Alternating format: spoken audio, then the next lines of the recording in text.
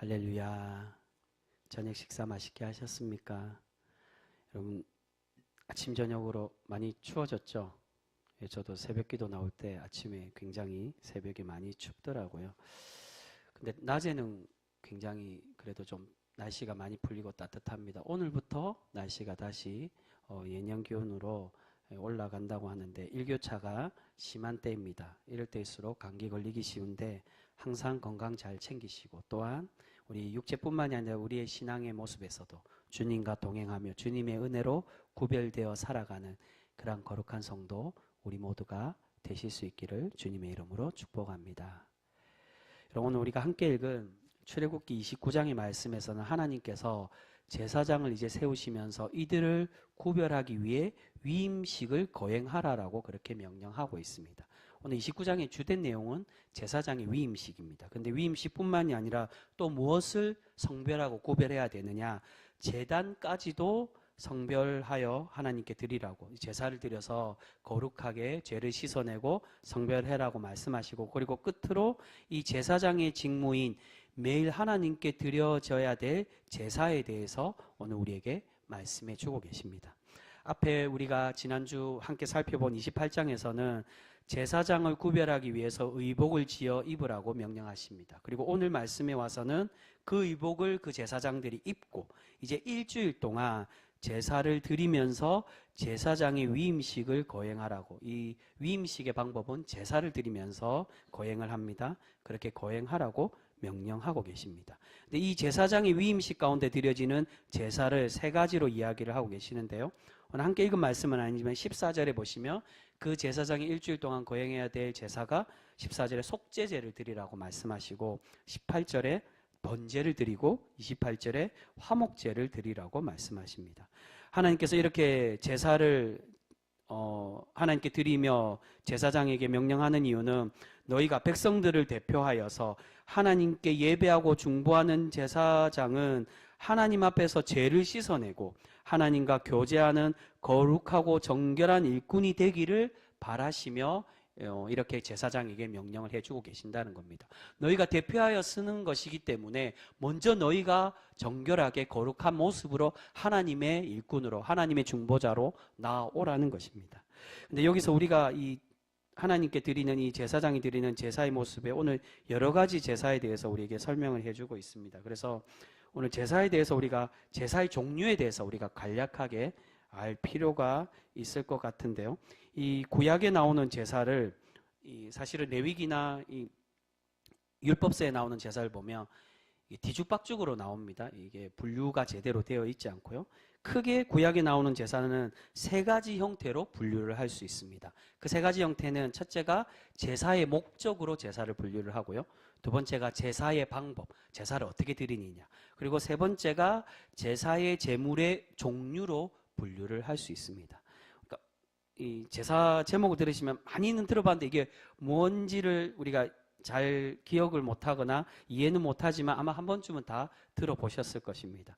제사의 목적으로 드리는 제사를 세 가지로 나누는데 첫째가 화목제고요, 두 번째가 속죄제, 세 번째가 속죄제, 이 세 가지로 나눕니다. 화목제는 말 그대로 하나님과 화목하기 위해 하나님과 교제하고 하나 되는 제사를 드리는 게 화목제물입니다.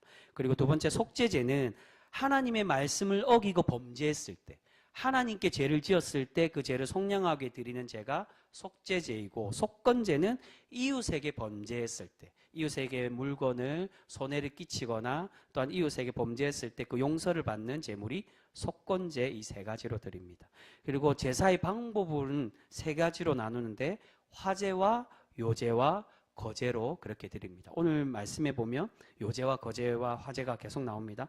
화제는 말 그대로 불로 태워서 드리는 제사, 이 방법론입니다. 그리고 요제는 우리가 아기들을 달랠 때 무엇에 이 아기들을 놓아서 달랩니까? 요람에 담죠.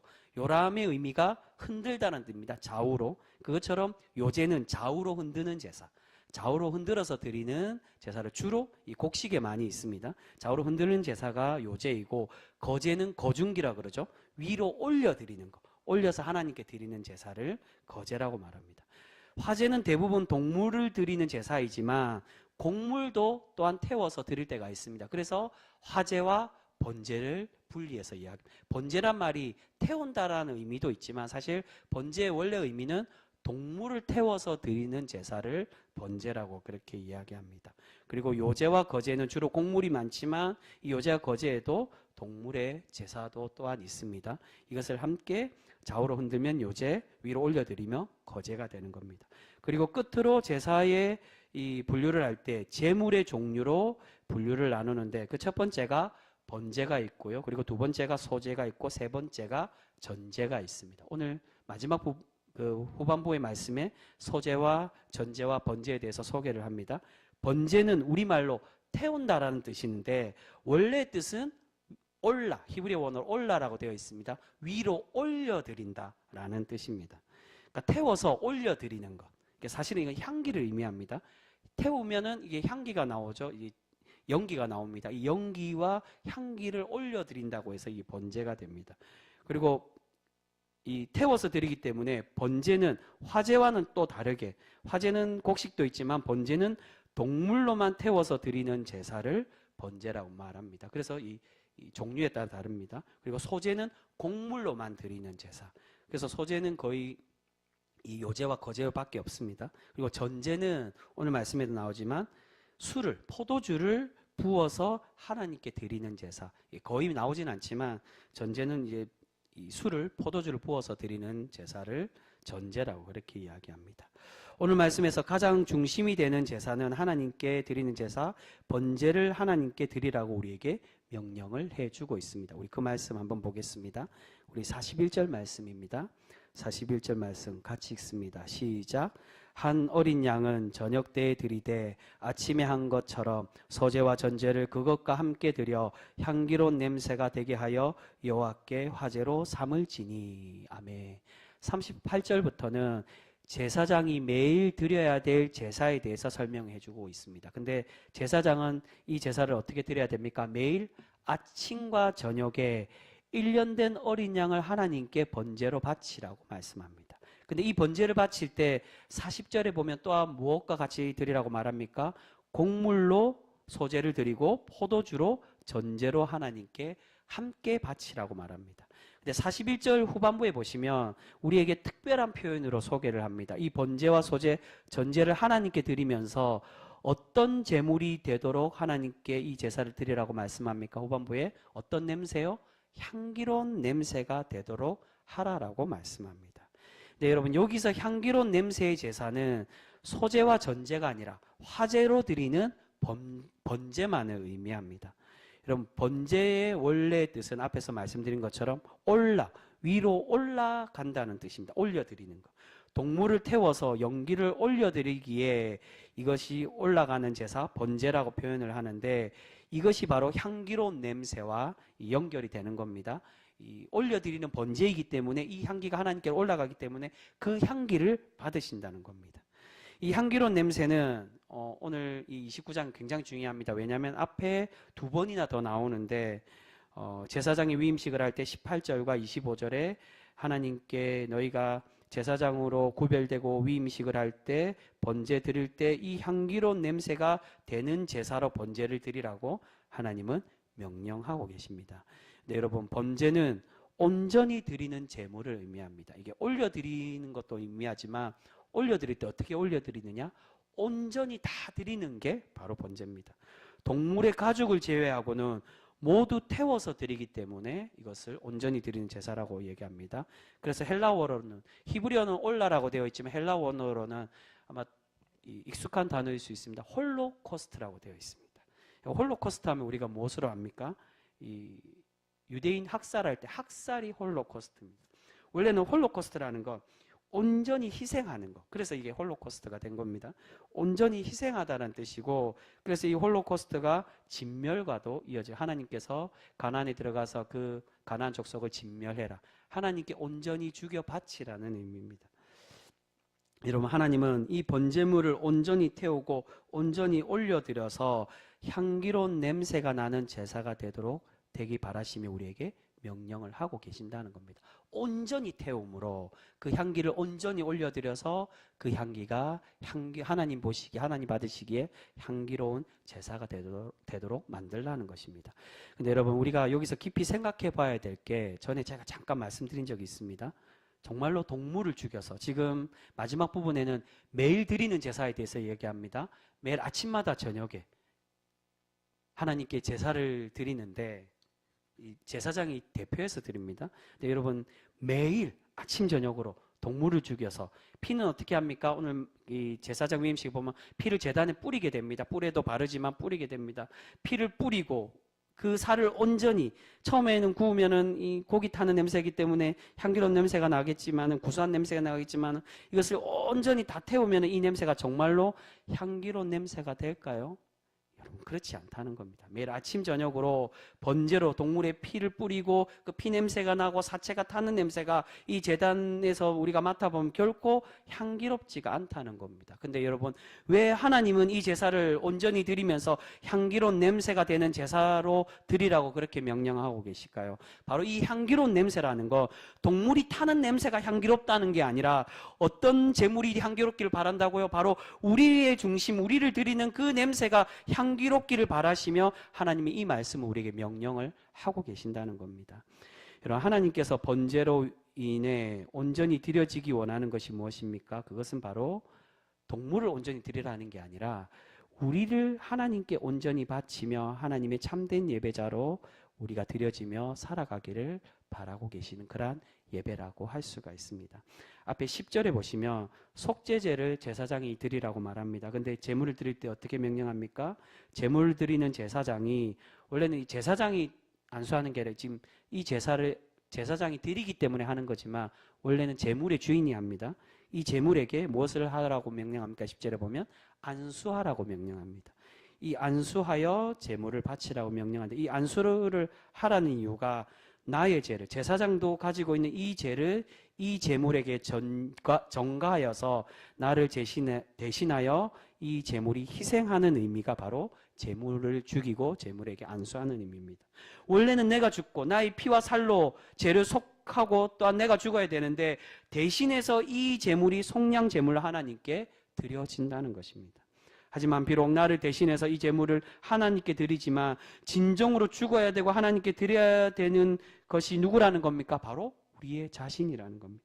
하나님은 우리가 하나님께로 죄에서 돌이키기를 원하고 온전히 드리는 삶으로 살아가기를 원하고 계시는 줄 믿습니다. 그래서 우리말에는 이 향기로운 냄새라고 되어 있지만 원래 원어상에는 이 냄새가 기쁨, 레아흐라고 되어 있습니다. 레아와 같은 의미죠. 기쁨으로 드리는 제사로 하나님께 드리라는 겁니다. 그러니까 이 단순히 향기가 향기롭다는 게 아니라 우리가 하나님이 받으시기에 기쁨으로 온전히 드려지는 그 제사가 될 때, 번제로 드려질 때 하나님이 이 제물을 기쁨의 제사, 기쁨의 향기로 나를 받으시고 나의 제사와 나의 제물을 받기를 원하고 계시는 줄 믿습니다. 그런데 여러분, 그런 하나님께 온전히 드려지고 나의 중심과 나를 온전히 드리는 예배의 모습이 어떤 때 드리기를 원하고 계신다는 겁니까? 후반부에 언제 드리는 제사를 설명합니까? 매일매일 아침 저녁으로 드리는 제사로. 이 말은 매일매일 하나님과 만나고 하나님과 교제하며 하나님께 드리는 삶으로 우리가 살아가기를, 그러한 예배자가 되기를 우리에게 바라고 계시는 줄 믿습니다. 우리 그 말씀 한번 읽겠습니다. 42절 말씀입니다. 우리 42절 말씀 같이 읽습니다. 시작.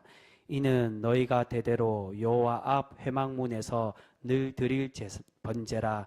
내가 거기서 너희와 만나고 내게 말하리라. 아멘. 그 부분에 어떻게 말씀합니까? 하나님께서 매일 드리는 번제 가운데 우리와 어떻게 하신다고요? 우리를 만나 주시고 또한 우리에게 말씀하여 주시겠다라고 약속해 주십니다. 바로 하나님께서는 매일매일 우리와 교제하기를 원하고 계심을 말씀해 주고 있습니다.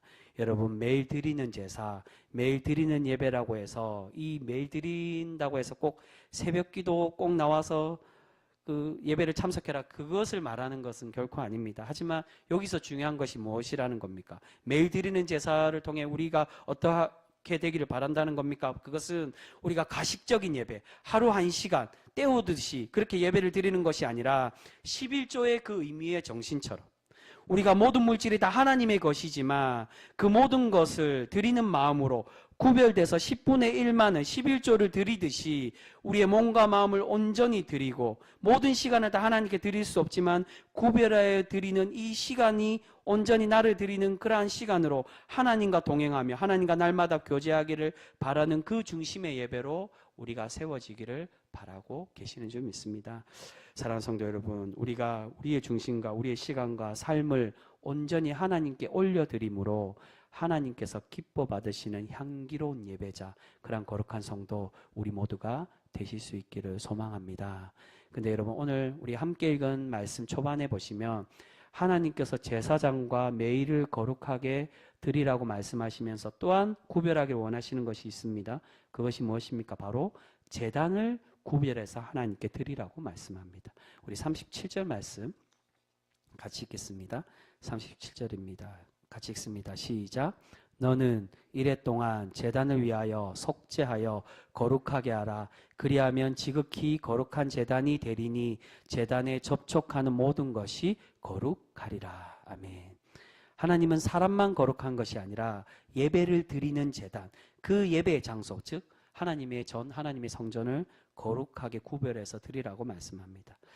그래서 이 말씀 때문에 전에 잠깐 말씀드렸지만 한국 교회가 신사참배했을 때, 그 신사참배를 분열했을 때 재건파라는 재건교회가 나왔습니다. 재건교회는 신사참배하는 모습 때문에 우상숭배로 인해 사람이 우상숭배했기 때문에 사람도 부정하지만 사람만 부정한 게 아니라 그 사람이 거하는 교회 건물도 부정해서 교회를 허물고 새로 지었습니다. 이게 재건파입니다. 재건파는 초창기 때 진짜 교회 건물을 다 허물고 새로 올렸습니다. 그래서 재건교회, 재건파로 따로 내오게 되었는데 우리가 그 모습으로 보면 어떻게 보면 좀 미련해 보일 수도 있습니다. 근데 여러분, 분명 그 의미는 중요하고 우리가 깊이 고민해 보아야 될 모습입니다. 우리의 외형적인 중심만, 나의 마음만 거룩해지기 위해 노력하는 모습, 그것만 필요한 게 아니라 우리의 외형과 우리의 삶과 우리의 모든 것들이 거룩해지기 위해 구별하여 드리는 그런 모습 또한 분명히 필요하다는 것입니다. 근데 여러분, 여기서 중요한 것이 무엇입니까? 특별히 가장 마지막 절에 하나님께서 어떻게 우리에게 약속하시며 말씀합니까? 37절 끝부분에 이 거룩해진 제단에 접촉하면 그가 어떻게 된다고요? 그 또한 거룩해진다라고 말씀합니다. 이 제단을 거룩하게 하는 이유가 이 접촉 때문에 말씀하는 겁니다. 여러분, 이것은 제단이 거룩해졌으니 이것에 손을 대고 만지는 사람 또한 거룩해짐을 의미하고 있습니다. 여기서 말하는 제단은 백성들의 죄를 대신해서 속량하는 제사장과 이어지는 말씀이고요. 결국 우리가 만나고 또한 만지고 우리를 대신해서 죄를 지고 하나 되게 하시는 누구와 이어지게 되는 것입니까? 우리를 거룩하게 하는 존재, 바로 예수 그리스도를 의미하고 있는 것입니다.